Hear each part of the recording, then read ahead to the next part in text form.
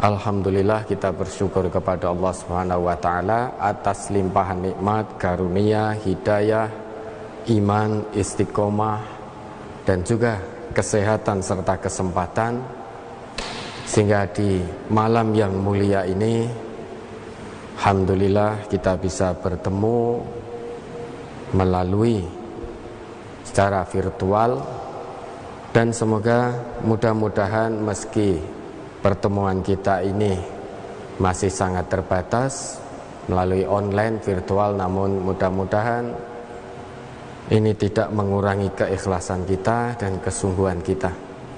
Lebih-lebih lagi Allah masih memberikan kita kesempatan untuk bertemu tamu yang mulia, yaitu bulan Ramadan, di mana tidak lama lagi tanpa terasa akan meninggalkan kita.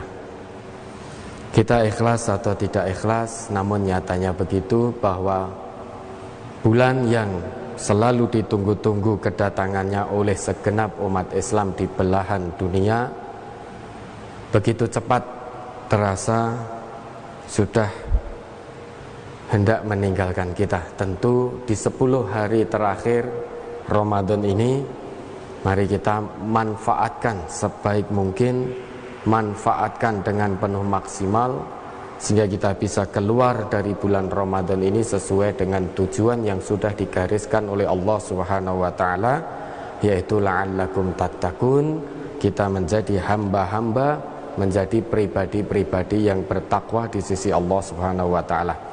Baik, tadi sudah disampaikan terkait beberapa masjid yang kebetulan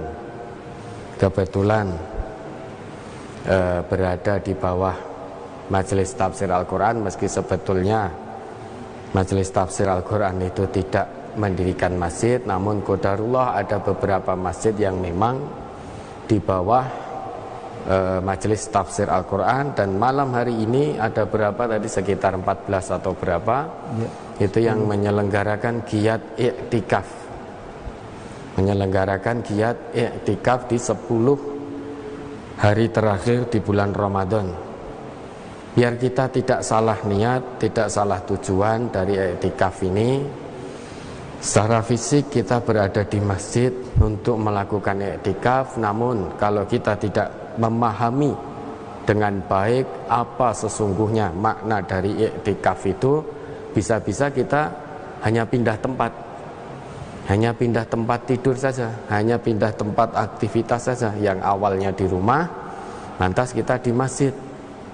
Nah, kalau kita tidak memahami dengan baik makna dari iktikaf yang Allah perintahkan, Rasulullah contohkan, bisa-bisa iktikaf kita pun akan mendapatkan sesuatu hal yang sia-sia. Jadi untuk mengawali kajian ini dengan tema iktikaf ini, ada baiknya kita lihat dulu perintah iktikaf yang langsung diberikan oleh Allah di dalam Quran surah Al-Baqarah surah kedua ayat 125. Hari mungkin Ustadz Marjono bisa membacakannya.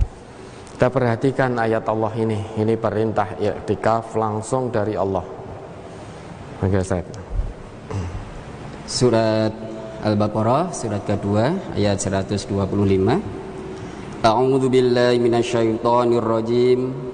Wa ij'alnal baita masabatan lin-nasi wa amna wattakhidhu min maqami Ibrahima musalla wa ahidna ila Ibrahima wa Ismaila an tahhira baitiya lit-taifina wal 'akifina war-ruk'is sujud. Dan ingatlah ketika kami menjadikan rumah itu, yakni Baitullah, tempat berkumpul bagi manusia dan tempat yang aman, dan dijadikanlah sebagian makam Ibrahim tempat sholat.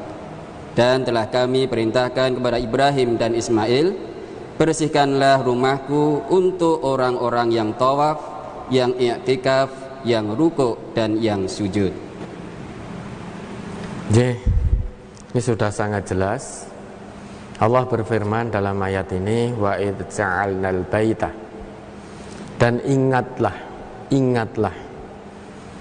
Jadi ayat ini Allah buka dengan huruf id.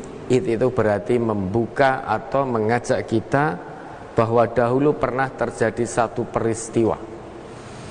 Satu peristiwa di mana kita sebagai hamba-hamba Allah, umat Islam diperintahkan oleh Allah untuk mengingat peristiwa tersebut, yang kemudian dari peristiwa itu kita bisa menarik atau mengambil ibrah, pelajaran yang sangat berharga untuk kemudian kita ikuti dalam kehidupan kita sehari-hari. Wa idz ja'alnal baita, dan ingatlah ketika kami jadikan al-bait. Al-bait yang dimaksud karena itu ma'rifah pakai alif lam, maka yang dimaksud adalah Ka'bah. Wa idz ja'alnal baita mathabatan lin-nasi wa amna wattakhidhu min maqami Ibrahim musalla. Nah, kita fokus di ayat berikutnya. Wa ahidna ila Ibrahim wa Ismaila an tahhira baitiya lit-ta'ifina wal 'akifina war ruk'is sujud. Kalau menurut Allah dari ayat ini, masjid yaitu al-bait tadi, Ka'bah itu berada di area Masjidil Haram. Jadi itu menjadi kiblat. Nah, kita umat Islam yang tidak berada di sana semakin menjauh dari Ka'bah, maka didirikanlah masjid-masjid. Lah, fungsi dari masjid menurut Allah dalam ayat ini ada 3. Yang pertama, apa fungsi dari Ka'bah itu? Ada 3. Yang pertama untuk tawaf, yang kedua untuk i'tikaf, yang ketiga untuk rukuk sujud dalam arti sholat. Lah, adapun masjid-masjid yang lain, karena semakin jauh dari Ka'bah tentu didirikanlah masjid-masjid. Maka fungsi masjid-masjid yang lain itu tentu fungsi yang pertama tidak bisa, untuk tawaf itu tidak bisa. Namun fungsi kedua, ketiga, nah itu berfungsi di masjid-masjid yang lain, yaitu untuk i'tikaf, kemudian untuk rukuk, untuk sujud dalam arti sholat. Nah, ini perintah i'tikaf dari Allah langsung. Nah, sekarang yang menjadi pertanyaan dan insya Allah menjadi pembahasan kita pada malam hari ini, yaitu tentang i'tikaf. Insya Allah akan kita bagi menjadi 3 pembahasan ini, Mas Bilal, Ustaz Marjono. Yang pertama tentang pengertian. Jadi pengertian atau definisi dari i'tikaf, kemudian manfaat i'tikaf, kemudian bagaimana tata cara atau kaifiyah i'tikaf dari Rasulullah sallallahu alaihi wasallam. Hal ini menjadi penting sehingga kita melakukan i'tikaf betul-betul tercapai tujuan kita dari i'tikaf itu. Satu hal yang perlu digarisbawahi Bapak, Ibu, Saudara dan Saudari, i'tikaf memang kita ketahui itu bukan satu ibadah yang wajib. Namun itu sunnah muakkadah. Meski itu sunnah, namun perlu kita ingat, ternyata ini ibadah sunnah, tetapi Allah sebutkan di dalam Al-Quran.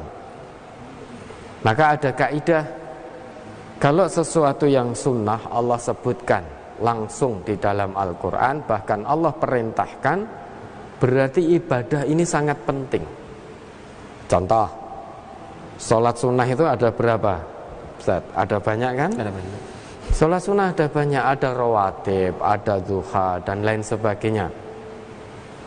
Namun Allah sendirikan sholat tahajud itu. Dan Allah sebut di dalam Al-Quran, wa minal laili fatahajjat bihi nafilatal lak. Tahajud itu sunnah bagi kita umat Nabi Muhammad. Namun ternyata Allah sebutkan, Allah sendirikan penyebutannya di dalam Al-Quran. Nah, ini menandakan bahwa tahajud itu adalah ibadah yang sangat penting.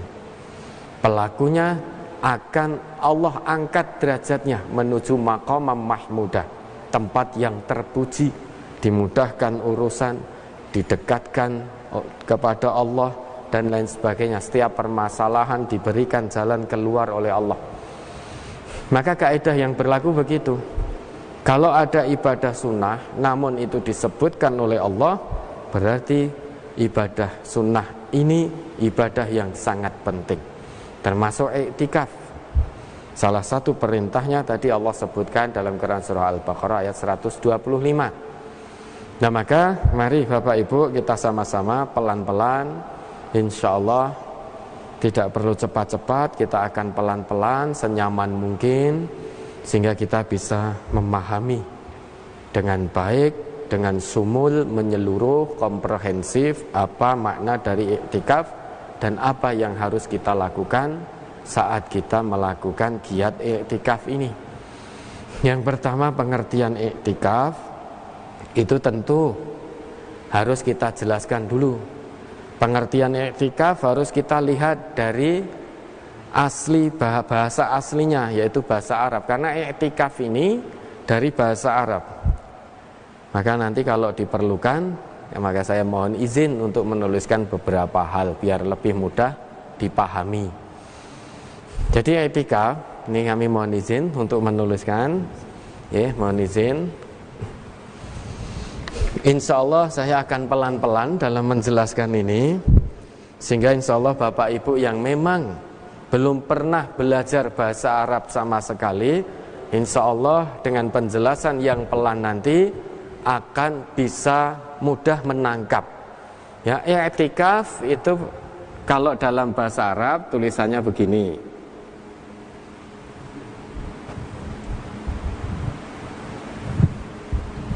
I'tikaf ini dalam bahasa Arab.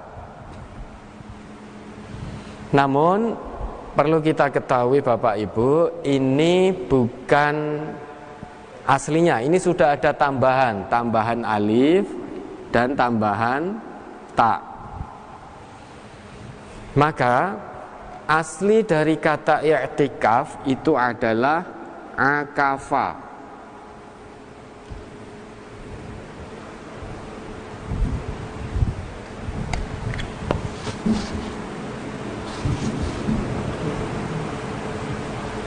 Adalah akafa.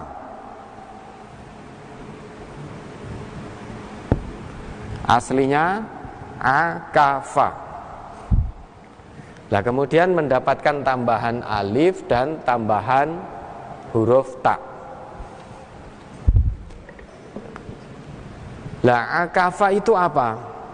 Akafa. Nah ini yang perlu kita pahami. Akafa itu apa? Akafa itu salah satu maknanya adalah istaqarra. Istaqarra itu diam, menetap.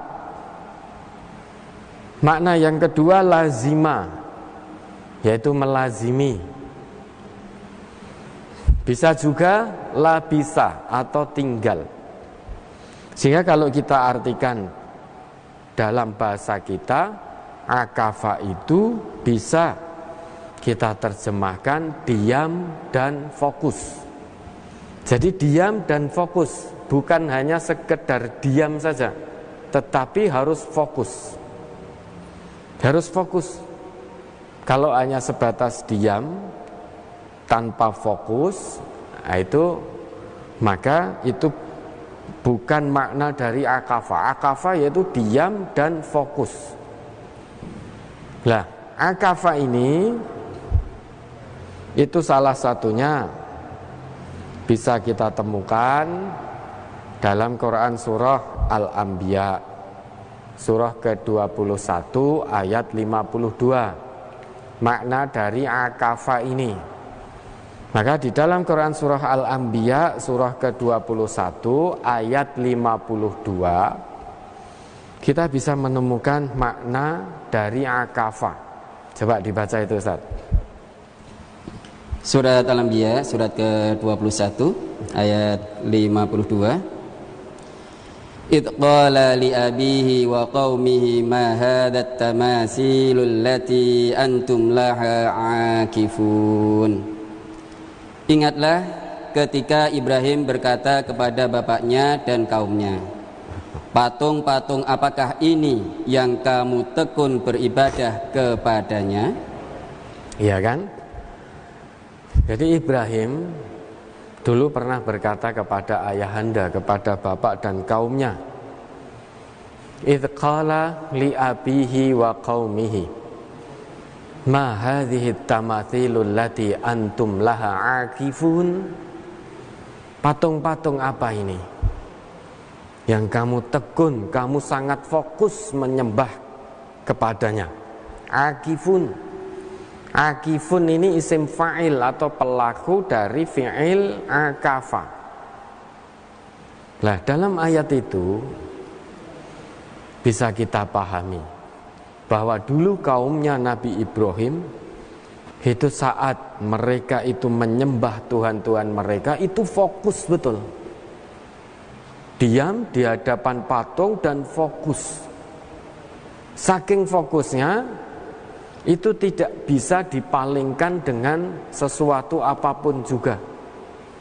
Maka kaumnya Nabi Ibrahim pada waktu itu sangat sulit ya dipalingkan untuk tidak menyembah patung-patung, untuk diajak menyembah kepada Tuhan yang Esa, diingatkan bahwa Tuhan-Tuhan yang kamu sembah adalah Tuhan yang batil, maka kembalilah kepada Tuhan yang Esa. Itu sulit, tidak mau, karena fokus sekali.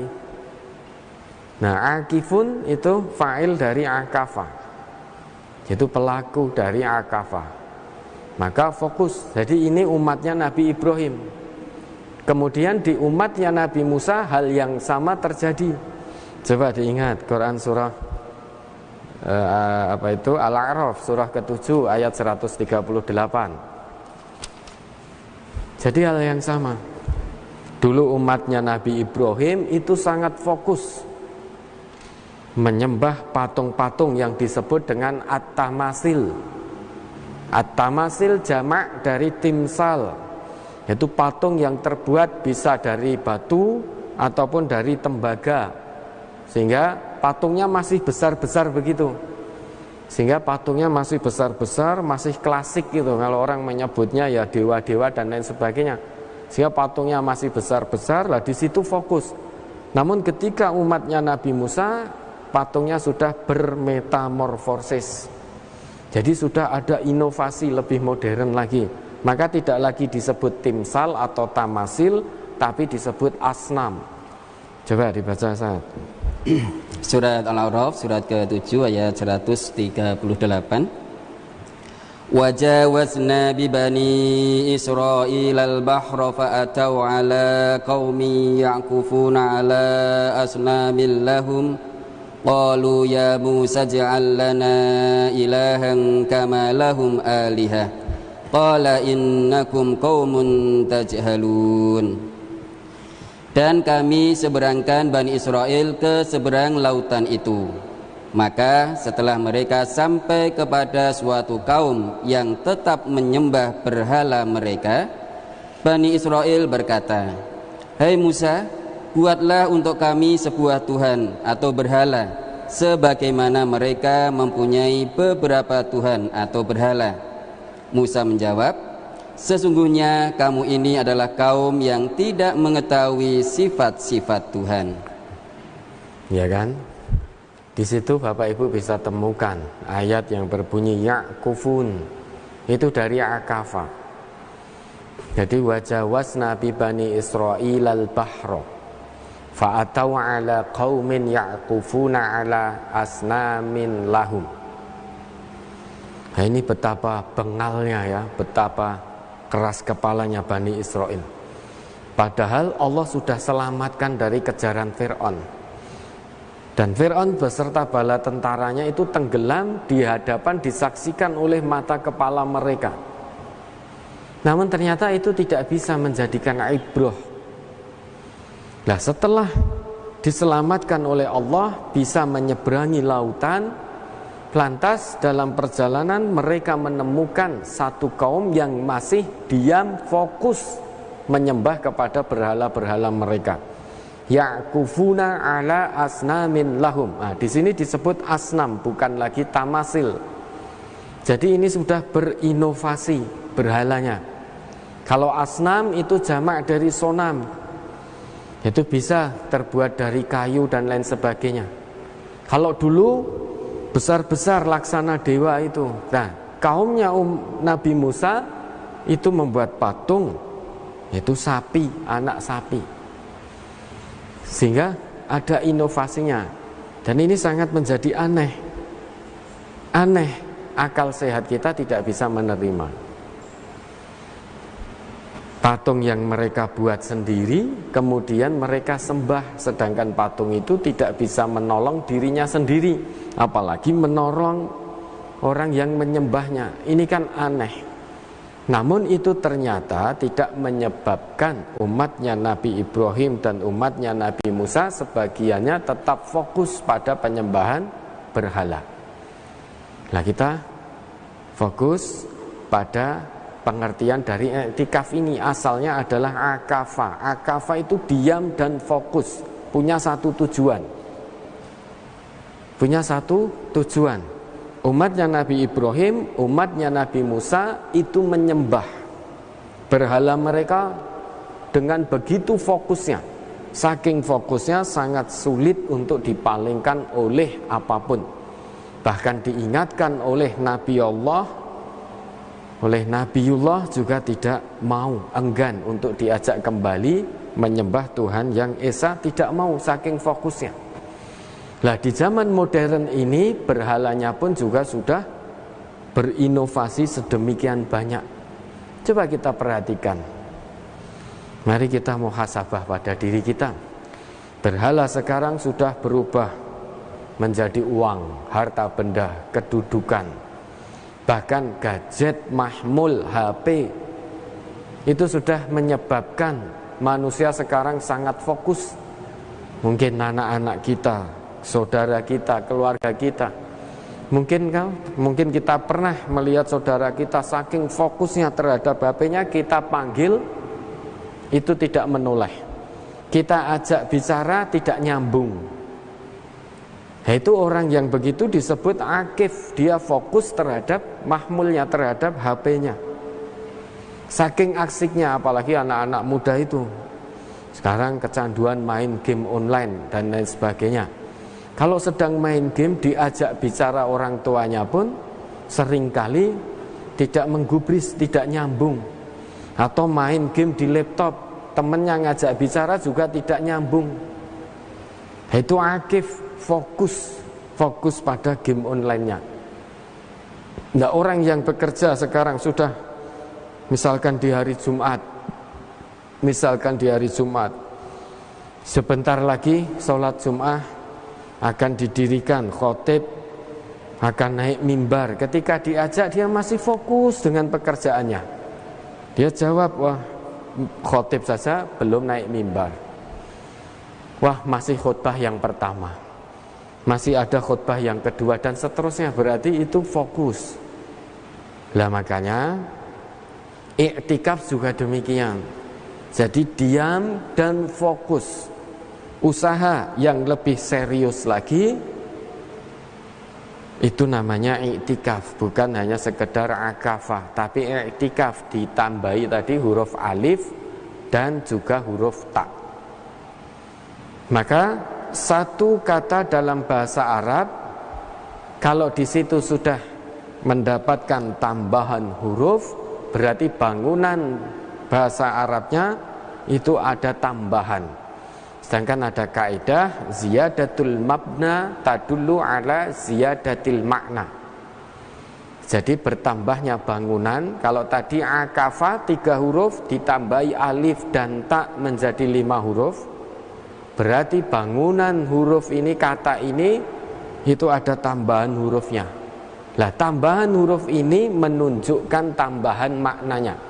Kalau tadi akafa itu hanya sekedar diam dan fokus, maka usaha untuk lebih fokus lagi, untuk lebih serius lagi, disebutkan dengan fi'il i'takafa, sifatnya i'tikaf. Maka dari sini i'tikaf ini pengertiannya ada di dalam Al-Quran, diperintahkan langsung oleh Allah.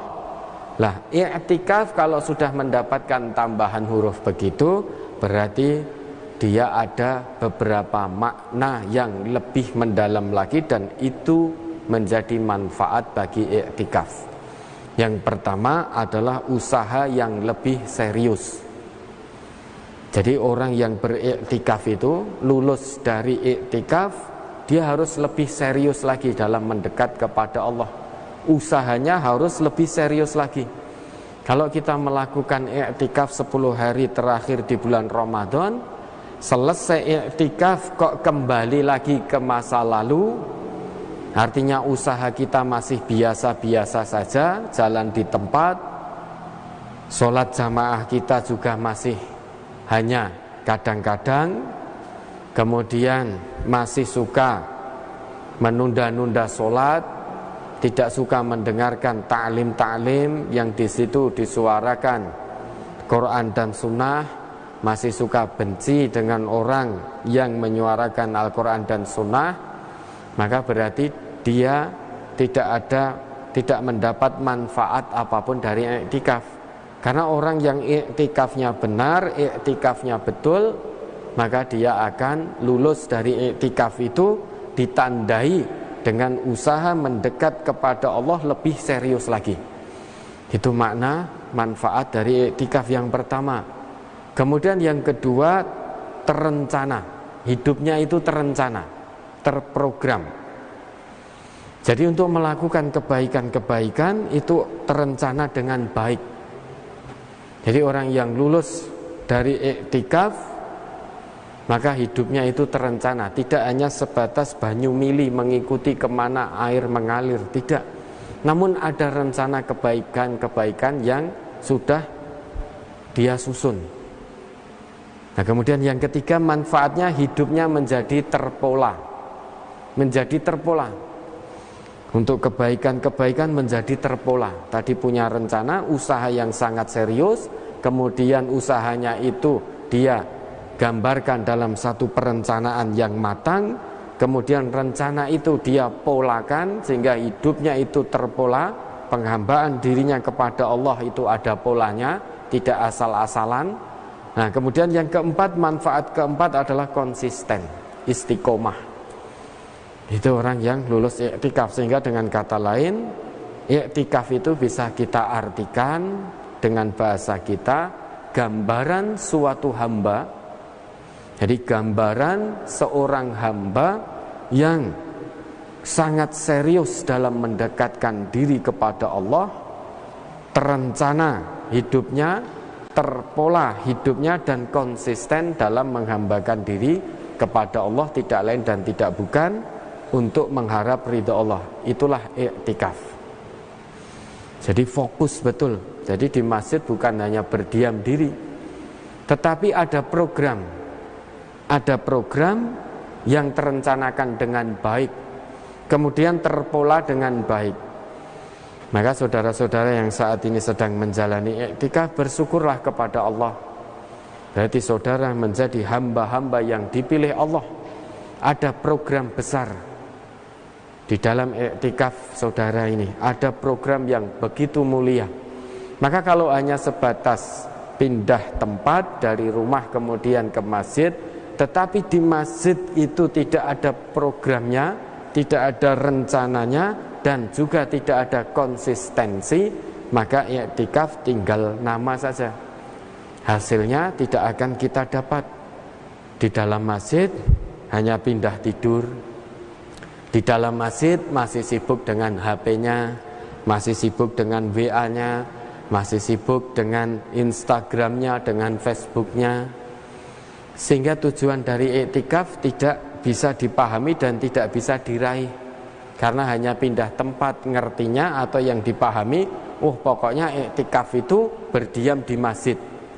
Nah kalau hanya sebatas berdiam di masjid, tetapi melakukan hal-hal yang tidak manfaat, yaitu bukan i'tikaf. Karena i'tikaf di masjid itu, di situ dilakukan satu kegiatan, satu aktivitas yang bisa mendekatkan kita kepada Allah. Jadi lebih mendekatkan kita kepada Allah.